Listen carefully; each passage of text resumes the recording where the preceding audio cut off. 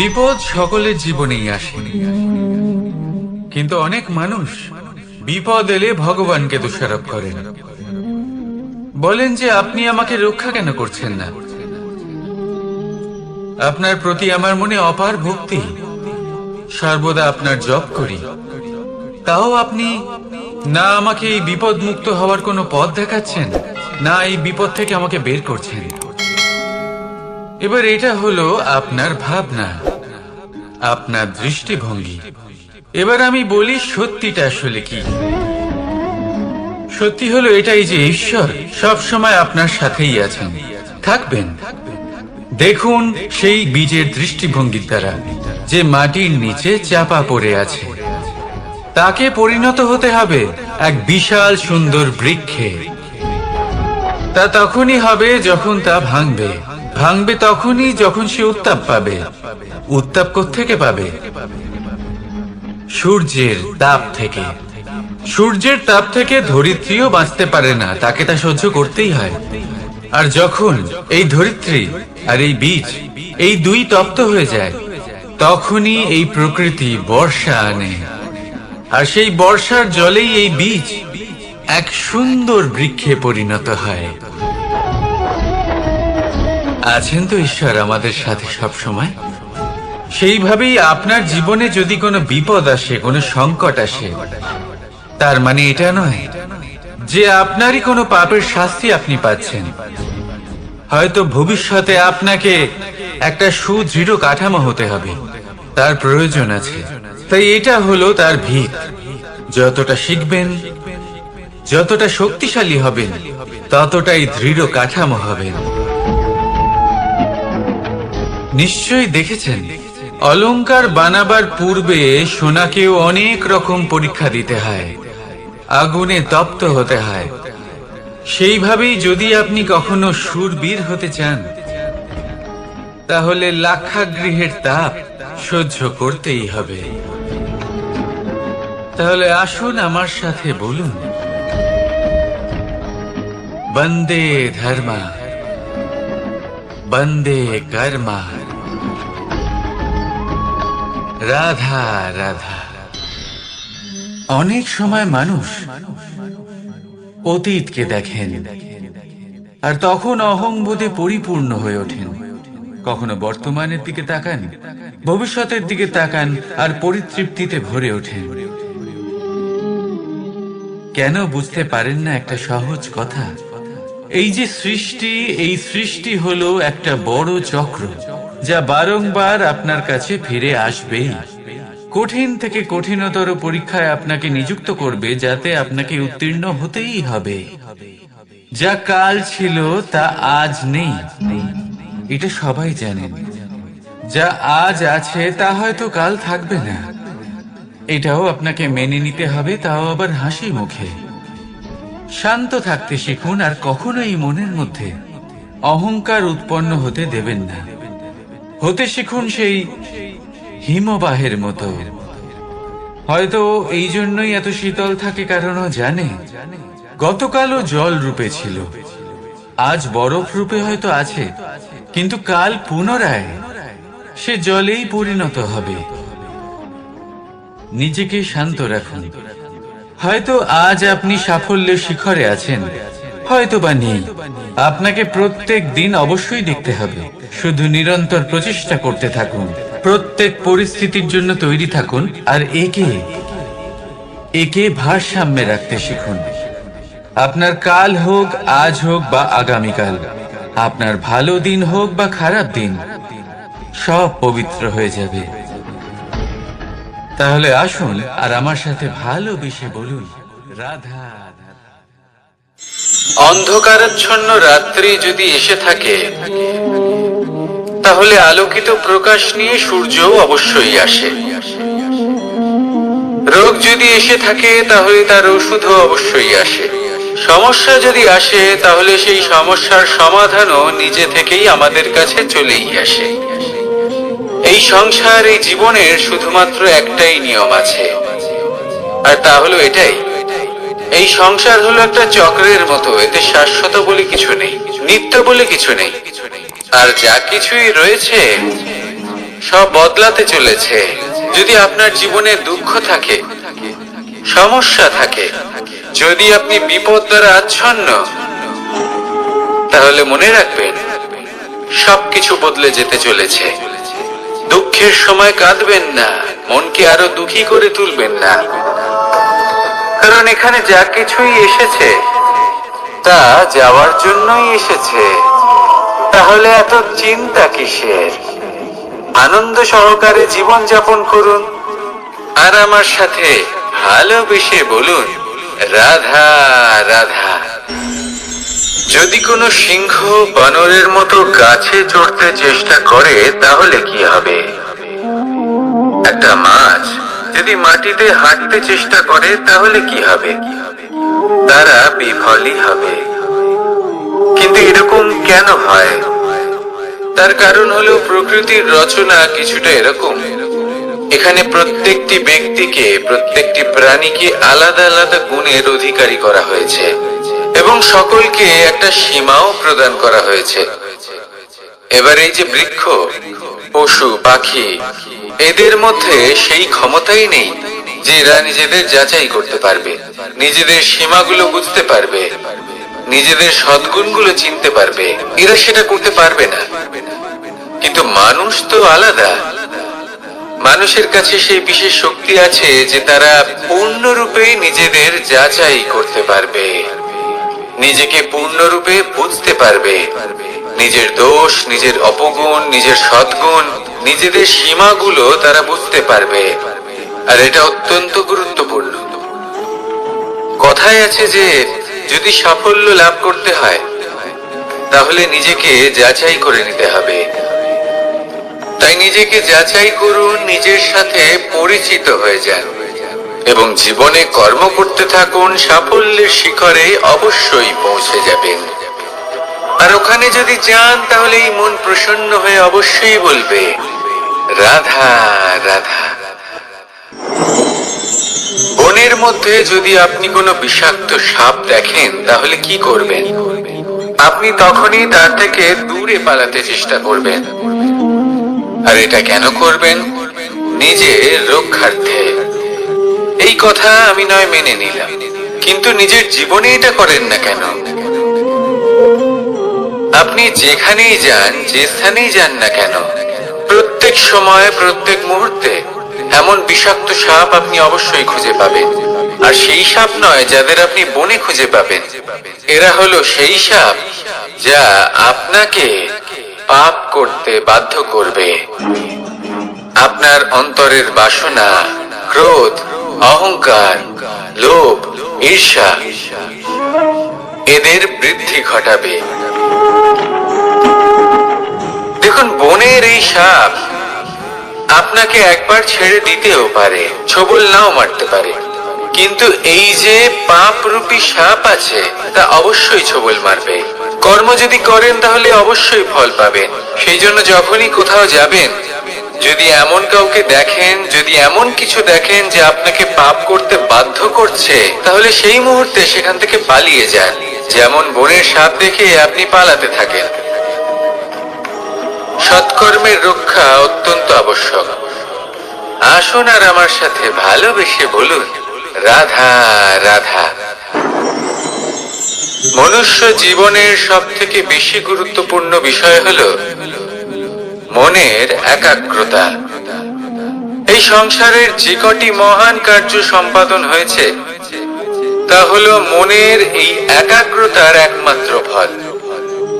আপনি অবশ্যই দেখে থাকবেন, অনেক ছোট বড় নদী যা বয়ে চলে তাদের সামনে একটা বাঁধ নির্মাণ করা হয় সেই সব নদীর জল সঞ্চয় করতে। বাঁধ হয়ে গেলে প্রয়োজন মতো বা মনের ইচ্ছে মতো তাকে ব্যবহার করা সম্ভব। এবার এটাই আমাদের মনের সাথেও সম্ভব। আমাদের মনের একাগ্রতা আজকের দিনে দাঁড়িয়ে বিভিন্ন ধরনের বিকার, ক্রীড়া এবং ভোগের মধ্যে ভাগ হয়ে গেছে। একে একত্রিত করতে হবে, একটা বাঁধ নির্মাণ করতে হবে, কর্মের বাঁধ। আপনাকে শুধু এটাই করতে হবে, যেটা উচিত কর্ম সেটাই করুন, যেটা অনুচিত কর্ম সেটা করা থেকে নিজেকে বিরত রাখুন। ব্যাস, এই কাজটাই আপনি করতে থাকুন, মনের মধ্যে একাগ্রতার বাঁধ নির্মাণ করুন। আর একবার যদি তা নির্মাণ হয়ে যায়, তাহলে যখন চাইবেন, যেখানে চাইবেন, যতটা চাইবেন, একাগ্রতা প্রয়োগ করতে পারবেন। আর একবার যদি আপনি এটা শিখে যান, তাহলে এই সংসারকে বদলে ফেলার মতো কাজ আপনি করতে পারবেন, সমাজকে শোধরাবার মতো কাজ করতে পারবেন। তাহলে এই মনকে একাগ্র করুন আর আমার সাথে ভালোবেসে বলুন, রাধা রাধা। আমরা সবাই ফল খাই, কিন্তু আমাদের সেই ফলই প্রিয় হয় যে পরিপক্ক হয়ে ওঠে, যেটা নম্র হয়, আর যে ফল অনেক বেশি মিষ্টি আর সুস্বাদু হয়ে থাকে, যাদের রঙে বাহার দেখা যায়। সেইভাবে জীবনে আমরা নানান মানুষের সাথে পরিচিত হই, কিন্তু সেই মানুষই আমাদের মন ছুঁয়ে যায় যারা বিনম্র স্বভাবের, যাদের বাণী খুব মধুর, যাদের অন্তরে আত্মবিশ্বাসের একটা তেজ, একটা রং দেখা যায়। এবার এমন ব্যক্তি আমরা কি করে হব? ঠিক সেইভাবেই যেমন একটা ফল রোদ, বর্ষা, শীত, বায়ু, এই সকল সংকটময় পরিস্থিতির সম্মুখীন হয়ে পরিপক্ক হয়ে ওঠে, সেইভাবেই মানুষ সংকটময় পরিস্থিতির সম্মুখীন হয়ে পরিপক্ক হয়ে ওঠেন। যদি এই সংকটের সম্মুখীন হন, তাহলে অভিজ্ঞ হবেন, আর এই অভিজ্ঞতাই শিক্ষা দিয়ে যাবে। এই অভিজ্ঞতা আমাদের শিখিয়ে দেয় যে আমাদের বিনম্র থাকতে হবে। অহংকার করে কোনো লাভ নেই। মধুর বাণীর যে কি মূল্য তা আমরা শিখতে পারি। এই অভিজ্ঞতাই আমাদের বুঝিয়ে দেয় যে উচিত অনুচিত কোনটা, আমাদের দৃষ্টিভঙ্গি তৈরি করে, আর এই দৃষ্টিভঙ্গি দ্বারা আত্মবিশ্বাস জাগ্রত হয়। সেই জন্য জীবনে কখনো বিপদ থেকে দূরে পালাবেন না, সেগুলোর সম্মুখীন হন, অভিজ্ঞতা লাভ করুন, তার থেকে শিক্ষা লাভ করুন, এইভাবেই পরিপক্ক হবেন। আসুন আমার সাথে ভালোবেসে বলুন, রাধা রাধা। ধন সঞ্চয় করা সম্ভব, আর সেই জন্য ধন সব থেকে বেশি মূল্যবান সম্পত্তি নয়। এবার আপনি বলবেন, এ আমি কি বলছি? এই ধন খুব মূল্যবান, আমরা সকলে অর্জন করতে ব্যস্ত। সেটা এই কারণে, কারণ আপনারা জানেন না এই সংসারের সব থেকে বেশি মূল্যবান সম্পত্তি কি। এ হলো সেই সম্পত্তি যা কখনো সঞ্চয় করা সম্ভব নয়। আপনার কাছে যতই ধন থাকুক, তা দিয়ে আপনি স্বাস্থ্য লাভ করতে পারেন, বাড়ি কিনতে পারেন, আদি ইত্যাদি, কিন্তু আপনি যতই ধনী হন না কেন, ফেলে আসা দিনের একটা মুহূর্ত আপনি লাভ করতে পারবেন না। এই একটা মুহূর্ত, এই সময়, এটাই হলো সংসারের সব থেকে মূল্যবান সম্পত্তি। একবার চলে গেলে তা কখনোই ফিরে আসে না। আর এই মুহূর্ত যতই চলে যাক না কেন, আমরা স্মৃতির মাধ্যমে সেগুলি যাপন করতে পারি, তার আনন্দ উপভোগ করতে পারি। আর যার সাথে আমরা সময় অতিবাহিত করেছি, তার স্মৃতিতে আমরা চিরকাল জীবিত থাকতে পারি। সেই জন্য সময় সব থেকে মূল্যবান সম্পত্তি, তাকে এইভাবে নষ্ট করবেন না। প্রত্যেকটা মুহূর্ত উপভোগ করুন, আনন্দ করুন, আর ভালোবেসে বলুন, রাধা রাধা। কনক, কি সুন্দর একটা শব্দ। এর অনেকগুলো রূপ রয়েছে, অনেকগুলো অর্থ রয়েছে। প্রথম অর্থ হলো স্বর্ণ, অর্থাৎ সম্পত্তি। দ্বিতীয় অর্থ ধুতুরা, অর্থাৎ গাছের ছোট একটা বীজ, যা কিনা অত্যন্ত শক্তিশালী হয়। যদি বেশি মাত্রায় এর প্রয়োগ করা হয়, তাহলে এটা বিষময় হয়ে উঠতে পারে। এই হলো সেই ধুতুরা, যার প্রয়োগ মহাদেবের পুজোতে করা হয়। এবার প্রশ্ন হলো এটাই যে এই স্বর্ণ এবং এই ধুতুরার মধ্যে মিল কি রয়েছে? মিল হলো এটাই যে এই দুটোই মানুষকে মত্ত করে তোলে। ধুতুরা মানুষকে তখন মত্ত করে যখন তাকে সেবন করা হয়, কিন্তু স্বর্ণ, ধন, সম্পত্তি, মানুষ এটা যতটাই অর্জন করে নেয় সেটাই যথেষ্ট। এই স্বর্ণ মানুষের ভাবনা চিন্তা করার ক্ষমতাকে বশ করে ফেলে। মানুষ সম্পত্তির লোভে মত্ত হয়ে ওঠে, কারণ যে যত চমৎকারী, যতটা অমূল্য হয়, তাকে সামলানো কিন্তু ততটাই কঠিন, তাই না? তাই মনে রাখবেন, ধন, স্বর্ণ, সম্পত্তি এগুলো ধুতুরার থেকেও অনেক বেশি বিষাক্ত হতে পারে। তাই এর উপর আত্মসংযমের একটা কবচ পরিয়ে রাখবেন এবং বিবেকের শক্তির সাথে এগুলো প্রয়োগ করুন, তবেই কল্যাণ হবে। আসুন আমার সাথে ভালোবেসে বলুন, রাধা রাধা। মানুষের জীবনে তিনটি গুণ অত্যন্ত প্রয়োজনীয়: শ্রদ্ধা, বিনম্রতা, যোগ্যতা। যদি জ্ঞান লাভ করতে চান তাহলে শ্রদ্ধার প্রয়োজন, যদি মান লাভ করতে চান তাহলে স্বভাবে বিনম্র হওয়া প্রয়োজন, আর যদি মনোবাঞ্ছিত স্থান লাভ করতে চান তাহলে যোগ্যতার প্রয়োজন। বিষয়টা সহজ। শ্রদ্ধা আপনাকে জ্ঞান দেবে, নম্রতা আপনাকে মান, আর যোগ্যতা উচিত স্থান দেবে। কিন্তু যদি আপনি এই তিনটি গুণ সম্মিলিত করেন তাহলে এমন কিছু লাভ করবেন যা এই সব কিছুর থেকে অনেক ঊর্ধ্বে। সম্মান। আর এ হলো সেই সম্মান যা প্রত্যেক মানুষের নিজের জীবনে লাভ করতে চেষ্টা করা উচিত, কারণ এই হলো সেই সম্মান যার কারণে আপনি চলে যাওয়ার পরেও এই সংসার আপনাকে ভালোবাসবে আর মনে রাখবে। আসুন আমার সাথে ভালোবেসে বলুন, রাধা রাধা। জীবনে গতি অত্যন্ত গুরুত্বপূর্ণ, মতিও হলো গুরুত্বপূর্ণ, এবং তার থেকেও বেশি গুরুত্বপূর্ণ হলো সঙ্গতি। একটা জলের ফোঁটা, তার মধ্যে গতি থাকে, প্রকৃতির মধ্যে তা লাভ করার ইচ্ছে নিহিত থাকে, কিন্তু এই যে সঙ্গতি তা নির্ধারিত করে যে এই জলের ফোঁটা ঝিনুকের মুখে পড়ে মুক্ততে পরিণত হবে নাকি বিষাক্ত সাপের মুখে পড়ে বিষে পরিণত হবে। এবার দেখুন, এই জঞ্জাল স্বর্ণকারের দোকানের সামনেও থাকে এবং জঞ্জাল একজন ব্যবসাদারের দোকানেও থাকে, কিন্তু জঞ্জাল যা স্বর্ণকারের দোকানে থাকে তা ব্যবসাদারের দোকানের জঞ্জালের থেকে অনেক বেশি মূল্যবান, কারণ তার মধ্যে সোনার কণার সঙ্গতি থাকে। সেই জন্য জীবনে সঙ্গতির উপর বিশেষ গুরুত্ব দেবেন। যেমন সঙ্গতি তেমনই আপনি হবেন। আসুন আমার সাথে ভালোবেসে বলুন, রাধা রাধা।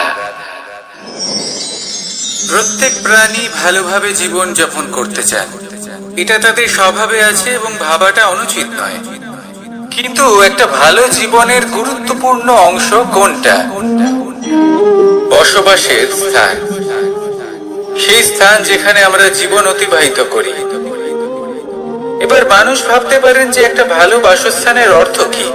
সেই স্থান যেখানে সহজে জল পাওয়া যায়, যেখানে শুদ্ধ বায়ু পাওয়া যায়, যেখানে আনাজ উৎপন্ন হয়। এটা জীবনযাপনের জন্য পর্যাপ্ত বটে, কিন্তু ভালো জীবন যাপনের জন্য আরো একটা কথা আপনাকে বুঝতে হবে। সাধু, জ্ঞানী, পণ্ডিত ব্যক্তি, এই সকল মহাপুরুষ, এনাদের যে বাসস্থান তা অত্যন্ত বিশেষ হয়।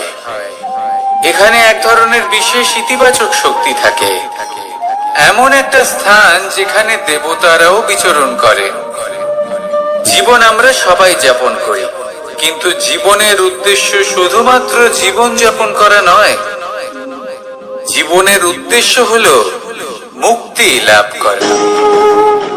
আর এই সকল সাধু, জ্ঞানী, পণ্ডিত ব্যক্তি, এই সকল মহাপুরুষ আপনাকে মুক্তির পথে নিয়ে যেতে পারেন, কারণ এরা হলেন সেই মহাপুরুষ যারা নিজেদের অন্তরের বিকার, অহংকার, ক্রোধ, বিদ্বেষ এই সকল দোষগুলিকে ত্যাগ করেছেন, এদের উপর বিজয় লাভ করেছেন, এমনই একজন ব্যক্তি আপনাকে মুক্তির পথে নিয়ে যেতে পারে। প্রয়োজন হলো শুধুই এনাদের চিনতে পারা, এদের কথা বুঝতে পারা এবং এদের দেখানো পথে চলা। যদি আপনি এটা করতে পারেন, তাহলে এই মন প্রফুল্ল হয়ে বলবে, রাধা রাধা। আমি এখানে একা এই বনে বসে আছি, বাঁশি বাজাচ্ছি। কার জন্য? কে আছেন এখানে? কেউ নেই। আমার প্রজা, আমার রাজ্য, আমার পরিবার আমার থেকে অনেক দূরে আছেন। আমি এখানে একা এই বনে বসে এই আকাশের এই রঙের, গাছের এই সব ফলে, মাটির সুবাসের আনন্দ উপভোগ করছি। কেন? আমি হলাম দ্বারকাধীশ। এমন কি রাজকীয় বা ভৌতিক সুখ রয়েছে যে আমি ওখানে পেতে পারি না? সবকিছুই পেতে পারি, তাও এখানে বনে একা বসে আছি। কোন সুখ খুঁজে চলেছি? একা থাকার সুখ। আমরা প্রত্যেকদিন অনেক মানুষের সাথে, চিন্তাধারার সাথে, কর্মের সাথে, পরিস্থিতির সাথে, সুখ দুঃখের দ্বারা বেষ্টিত থাকি। জীবনের এই চক্রে আমরা জড়িয়ে পড়তে থাকি। যতই আমরা এই সমস্যার সমাধান করি, আমরা ততই এতে জড়িয়ে পড়ি। আমরা এতটাই জড়িয়ে পড়ি যে যখন আমরা আয়নায় নিজেদের দেখি, তখন আমরা নিজেদের চিনতেই পারি না। এমন মনে হয় যেন আমরা নিজেদের হারিয়ে ফেলেছি। সেই জন্য প্রত্যেক দিন আপনি কিছু সময় নিজের সাথে কাটান একান্তে। এটা অত্যন্ত আবশ্যক। নিজের অস্তিত্বের গভীরে গিয়ে দেখতে শিখুন, নিজেকে বুঝুন। অদ্ভুত শান্তির অনুভূতি হবে। যেমন এই বায়ু, এই বৃক্ষ, এই পুষ্প, এই নিসর্গ, এদের মতো আপনিও কখনো একলা হতে শিখুন। কখনো নিসর্গের একটা অংশ হয়ে দেখুন। এই মন প্রসন্ন হয়ে বলবে, রাধা রাধা। ওমাই কি, আমি কখন থেকে এখানে অপেক্ষা করছি, হাত পেতে দাঁড়িয়ে রয়েছি যাতে একটা ফল আমার হাতে এসে পড়ে এবং সেটা আমি খেতে পারি। কখন থেকে অপেক্ষা করছি, কিন্তু সেটা হচ্ছেই না। এবার আপনি বলবেন যে এইসব কি বলছি, এ কি অদ্ভুত কথা বলছি। যদি ফল খেতে হয় তাহলে আমাকে বৃক্ষে চড়তে হবে, ফলের কাছে পৌঁছতে হবে, তবেই তো ফল পাবো। এবারে এটা অত্যন্ত সহজ ব্যাপার, কিন্তু এই বিষয়টা আপনি নিজের জীবনের প্রসঙ্গে ভেবে দেখুন। লক্ষ্য কোথায় আছে আপনি জানেন, সেই লক্ষ্যে পৌঁছানোর পথ কি সেটাও আপনি জানেন, সেই পথে চলার ক্ষমতাও আপনার রয়েছে, কিন্তু তাও আপনি নিজের লক্ষ্য লাভ করতে পারছেন না। কেন?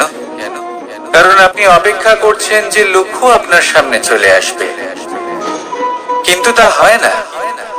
লক্ষ্য সে যাই হোক না কেন, ধন হোক, প্রেম হোক, কোনো সম্মান হোক বা মোক্ষ হোক, যদি আপনি তার দিকে অগ্রসর না হন, তাহলে ফল প্রাপ্তি অসম্ভব ব্যাপার, তা কোনোদিনই হবে না। সেই জন্য আপনার চোখের সামনে আপনি যদি নিজের লক্ষ্যকে দেখতে পান, তাহলে উঠুন এবং সেই দিকে অগ্রসর হতে শুরু করুন।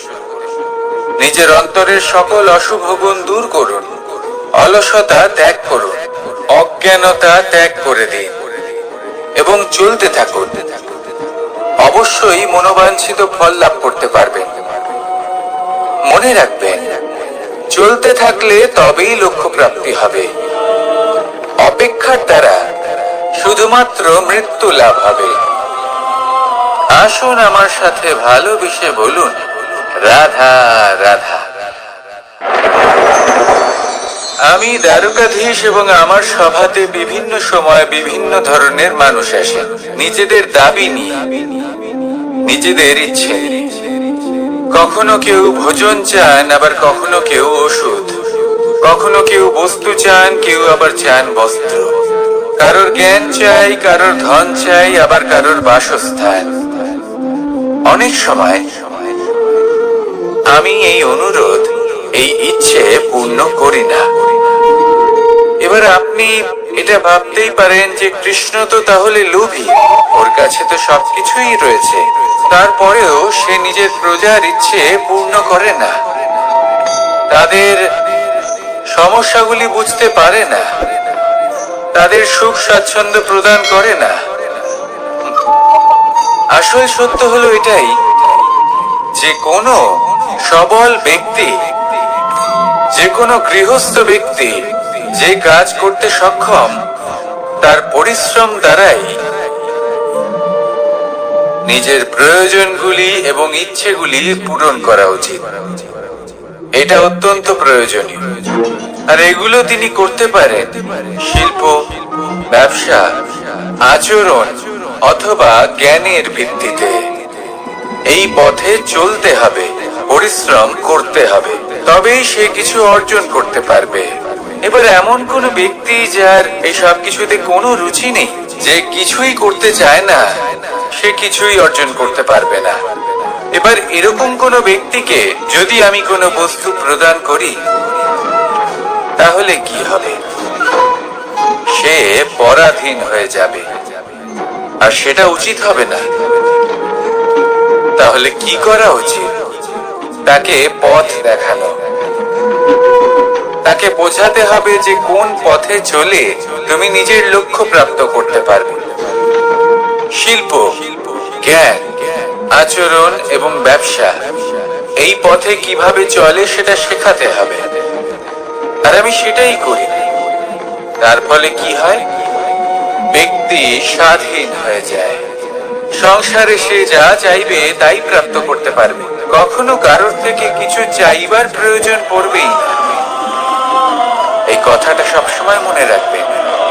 যখনই দান করবেন, তা ভাবনা চিন্তা করে এমন ভাবে দান করবেন যাতে সামনের ব্যক্তি স্বাধীন হতে পারে, পরাধীন নয়। আসুন আমার সাথে ভালোবেসে বলুন, রাধা রাধা করতে শিখুন। পাণ্ডব, পাণ্ডবরা বন থেকে এসেছিলেন। ওনাদের কাছে না কোনো ধন ছিল, না কোনো সম্পদ, না বিদ্যা। নিজের পরিশ্রমের দ্বারা ওনারা বিদ্যা অর্জন করেছিলেন, আর তার দ্বারাই সম্পদ অর্জন করলেন আর ধন অর্জন করলেন। এই পাণ্ডব ছিলেন অত্যন্ত কুশল এবং শক্তিশালী। যুধিষ্ঠির নিজের পরিশ্রম দ্বারা এমন জ্ঞান অর্জন করেছিলেন যে এই সংসার ওনাকে ধর্মরাজ যুধিষ্ঠির অভিহিত করেছিল। দেখতে গেলে পাণ্ডবদের কাছে সবকিছুই ছিল, কিন্তু যখন বিষয় এলো আরো ধন লাভ করার, তখন যুধিষ্ঠির, যিনি পাণ্ডবদের মধ্যে জ্যেষ্ঠ, তিনি সকল পাণ্ডবদের সাথে দ্রুত ক্রীড়ায় অংশগ্রহণ করে ফেললেন। এর ফলে না শুধু ধনলক্ষ্মী, ধর্মলক্ষ্মী, বিবেক লক্ষ্মী কেউ হারালেন, আর শুধু তাই নয়, নিজের গৃহলক্ষ্মী দ্রৌপদীকেও হারিয়ে ফেললেন। এর কারণ কি? ভুলে গেলেন খুব সহজ একটা কথা, এই সংসারে সম্মান এবং সাফল্য দুটোই পরিশ্রমের দ্বারা লাভ করতে হয়। কিন্তু দ্রুত ক্রীড়ার এই খেলা আমাদের ভাগ্যের উপর নির্ভরশীল। এই সংসারে দুটি পথ রয়েছে। একটা পথ যেখানে কর্ম এবং পরিশ্রমের দ্বারা আপনি নিজের পথ নিজেই রচনা করতে পারবেন, আর দ্বিতীয় পথ হলো যেখানে এই ভাগ্য এক মুহূর্তে আপনাকে শিখরেও পৌঁছে দিতে পারে, আবার ধূলিসাৎ করে দিতে পারে। আপনি কোন পথ বাছবেন, সেই চয়ন আপনারই। আসুন আর আমার সাথে ভালোবেসে বলুন, রাধা রাধা। কোনো এক সময়ের ঘটনা এটা। মা এবং বাবা হাটে গিয়েছিলেন। তখন আমি আর দাদা গিয়েছিলাম গরু চড়াতে। আমরা বাড়ি ফিরে এলাম, আর মা সেই সময় একটা কাজ করতেন। যখনই হাটে যেতেন, দরজা তালা বন্ধ করে যেতেন। উনি খুব ভালো করে জানতেন যে যদি ওনার এই মাখন চোর সঠিক সময়ে পৌঁছে যায় তাহলে এক ফোঁটাও মাখন ওনার অবশিষ্ট থাকবে না।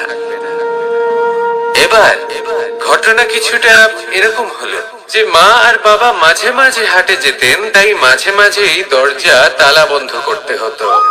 যখন মা আর বাবা ফিরে এলেন তখন বাবা ভুলে গিয়েছিলেন যে এই চাবির গোছা থেকে ঠিক কোন চাবিটা দরজার তালা খোলার জন্য উপযোগী। উনি চেষ্টা করতে শুরু করে দিলেন। একটার পর একটা চাবি দিয়ে উনি চেষ্টা করতে থাকলেন, কিন্তু সেই দরজার তালা তো খুলতেই চাইছিল না। ওনার মাথা থেকে ঘাম পড়তে শুরু করলো। তখন মা বললেন যে তালা ভেঙে দেওয়া যাক। মা চলে গেলেন আর বাবা বললেন না না দাঁড়াও, আর কিছু চাবি বাকি আছে, এটা হয়তো খুলতে পারবো। মা হাতুড়ি নিয়ে চলে এলেন সেই তালা ভাঙার জন্য, আর তখনই বাবা শেষ চাবিটা প্রয়োগ করলেন আর দরজার তালা খুলে গেল। যদি উনি চেষ্টা না করতেন তাহলে এই তালাটাও ভেঙে যেত আর চাবিটাও নষ্ট হয়ে যেত, ঠিক কিনা? এবার এই ঘটনাটা আমি দেখেছিলাম আর আমার মনে হলো যে কখনো কখনো এই চাবির গোছার মধ্যে থেকে শেষ চাবিটাও কিন্তু জীবনের দরজা খুলে দিতে পারে। সেজন্য আপনি যদি জীবনে সাফল্য লাভ করতে চেষ্টা করেন, নিজের লক্ষ্যে পৌঁছতে চান, তাহলে হার মানবেন না। হয়তো দেখবেন আপনার পরবর্তী প্রচেষ্টা বা এই অন্তিম প্রচেষ্টা আপনাকে সাফল্যের পথে নিয়ে গেল। তাই নিরন্তর প্রচেষ্টা করতে থাকুন, জীবনে সাফল্য লাভ করুন। যজ্ঞের আগুনকে শুভ বলে মনে করা হয় আর সেখানেই চিতার আগুনকে অশুভ মনে করা হয়। এমনটা কেন হয়? এখানে বিষয়টা হলো লক্ষ্য, বিচার এবং সঙ্গের। যখন আমরা যজ্ঞ করি তখন আমাদের লক্ষ্য কি হয়? পরিবেশকে আরো পবিত্র করে তোলা, ইতিবাচক করে তোলা। আমাদের লক্ষ্য শুভ হয়। তারপরে আসে বিচার। এই পরিস্থিতিতে সেই বিচার হলো অগ্নি। স্ফুলিঙ্গ থেকে তীব্র আকার ধারণ করে সমস্ত কাঠকে পুড়িয়ে দেয় এবং সুগন্ধ ছড়িয়ে দেয়। অর্থাৎ যদি আপনার লক্ষ্য শুভ হয় তাহলে তা নিজেই শুভ বিচারধারাকে আমন্ত্রণ জানায়। এই শুভ বিচার তখনই আসবে যখন আপনার সংকল্প শুভ হবে। অন্যদিকে হলো চিতার আগুন। এর লক্ষ্য কি? একটা দেহকে পরধামে পৌঁছে দেওয়া। সবার শেষে সবকিছু আপনার উপরে নির্ভরশীল যে আপনি কোনটা চয়ন করতে চান। আপনার লক্ষ্য যদি শুভ হয় তাহলে আপনার বিচার এবং সঙ্গতি আর তার পরিণাম সবই শুভ হবে।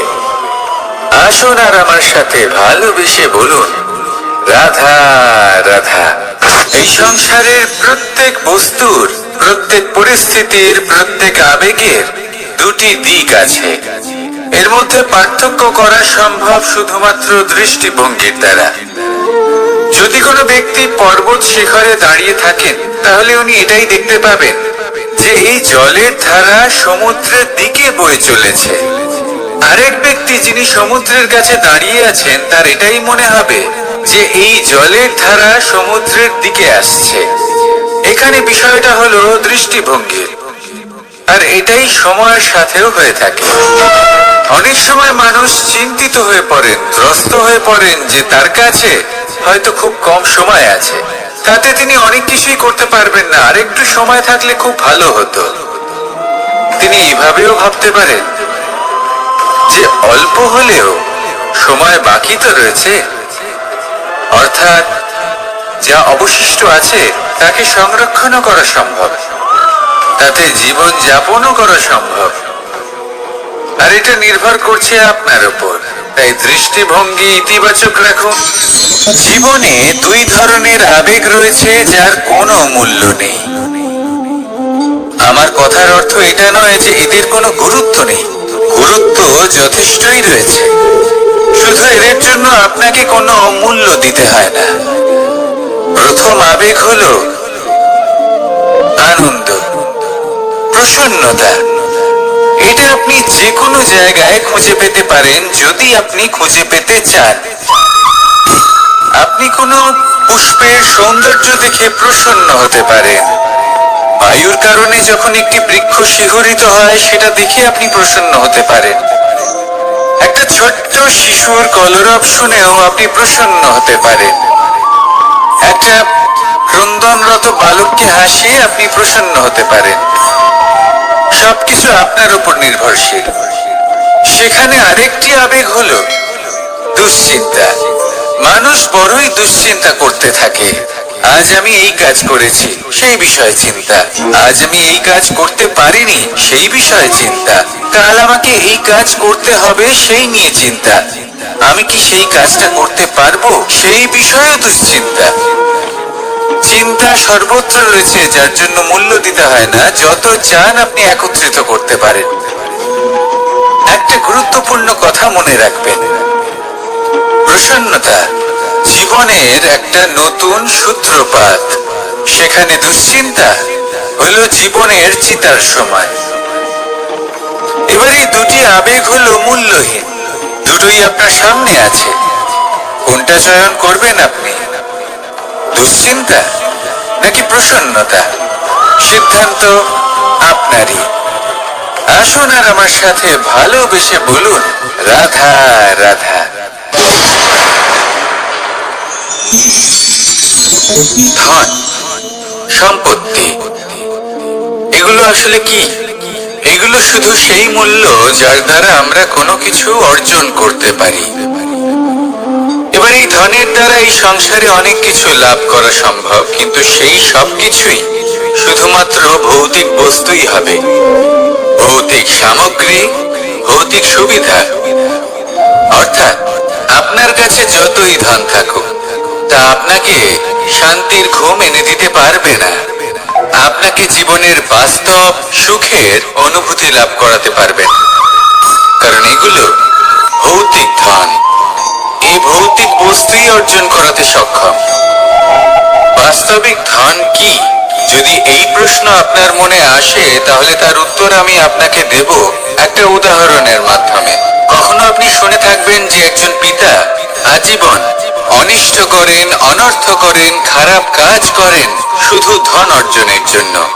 তিনি ভাবেন যে আমি ধন অর্জন করব আর নিজের সন্তানকে একটা উজ্জ্বল ভবিষ্যৎ প্রদান করব, একটা সুখ স্বাচ্ছন্দ্যময় জীবন দান করব।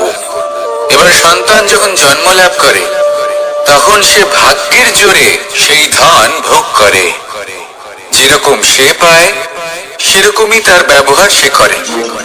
কখনো আপনি এটাও দেখে থাকবেন যে সেই সন্তান সমস্ত ধন নষ্ট করে ফেলে, আর সেই পিতা যিনি সমস্ত ধন সঞ্চয় করেছেন, যিনি সেই ধনের প্রভু, আজ সেই ধনের প্রহরী হয়ে রয়েছেন। এবার এরকম কেন হয়? এরকম তখনই হয় যখন সেই পিতা বুঝতেই পারেন না যে তার জীবনের আসল ধন কি। সেই আসল ধন তার সন্তানকে সে দিতেই পারে না। যদি পিতা তার সন্তানকে কর্মের জ্ঞান দিতে পারেন, উচিত কোনটা অনুচিত কোনটা সেই শিক্ষা দিতে পারেন, সংস্কারের প্রকৃত শিক্ষা দিতে পারেন, তবে সেটা ধনের থেকে অনেক বেশি গুরুত্বপূর্ণ। এটাই হলো জীবনের বাস্তব ধন। আপনি সেই কথা তো অবশ্যই শুনে থাকবেন, কুসন্তান হলে ধন সঞ্চয় করে কি হবে, সুসন্তান হলে ধন সঞ্চয় করে কি হবে। সন্তান যদি কুপুত্র হয় তাহলে সব নষ্ট করে ফেলবে, আর সন্তান যদি সুপুত্র হয় তাহলে ধন থাকুক না থাকুক, সে নিজেই কর্মের পথে অগ্রসর হয়ে ধন অর্জন করবে আর নিজের জন্য এক উজ্জ্বল ভবিষ্যৎ গড়ে তুলবে। তাই সন্তানকে সম্পদ দেওয়ার আগে কর্মের জ্ঞান দান করুন, সুশিক্ষা দিন, কারণ এটাই হলো জীবনের প্রকৃত ধন। আসুন আর আমার সাথে ভালোবেসে বলুন, রাধা। আজ আমি আপনাকে এমন এক গল্প শোনাবো যা আমার নন্দ বাবা আমাকে শুনিয়েছিলেন যখন আমি ছোট ছিলাম। কাহিনী একজন সাধু আর একজন বিছের। একবার এক সাধু নদীর পাড়ে স্নান করছিলেন। উনি দেখলেন যে জলের প্রবাহে একটা বিছে ভেসে যাচ্ছে। তার প্রাণ বাঁচানোর জন্য উনি তাকে তুলে নদীর পাড়ে রাখার চেষ্টা করলেন, কিন্তু যেই সেই বিছেকে উনি হাতে তুললেন, সেই বিছে ওনাকে কামড়ে দিল। সাধু আবার চেষ্টা করলেন, সেই বিছেকে হাতে নেওয়াতে সে আবার তাকে কামড়ে দিল। আরো একবার চেষ্টা করাতে ওনার শিষ্য ওনাকে জিজ্ঞেস করল, এ আপনি কি করছেন গুরুদেব? এসব কি হচ্ছে? আপনি তারই প্রাণ বাঁচানোর চেষ্টা করছেন যে আপনাকে কামড়ে দিচ্ছে। গুরুদেব উত্তর দিলেন যে ও বিছে হয়েই নিজের কর্ম করছে, নিজের প্রবৃত্তি, নিজের ব্যবহার বদলাচ্ছে না। তাহলে আমি সাধু হয়ে তা কেন বদলাবো? এর তাৎপর্য হলো সরল, যে সংসারে কিছু মানুষ আছেন যারা হয়তো খারাপ, দুষ্ট প্রকৃতির, আর হয়তো তারা কখনোই বদলাবেন না, কখনোই কোনো পরিবর্তন আসবে না। কিন্তু তার মানে এই নয় যে আমরা আমাদের কর্ম করা ছেড়ে দিই, আমরা আমাদের প্রচেষ্টা ছেড়ে দেব। আগে না, আমাদের তো করতেই হবে, কারণ ইতিহাস সাক্ষী আছে যে এই চেষ্টা এই সংসারের ধারাকেও বদলে দিতে পারে। তাহলে আপনিও আসুন আর আমার সাথে ভালোবেসে বলুন, রাধা রাধা।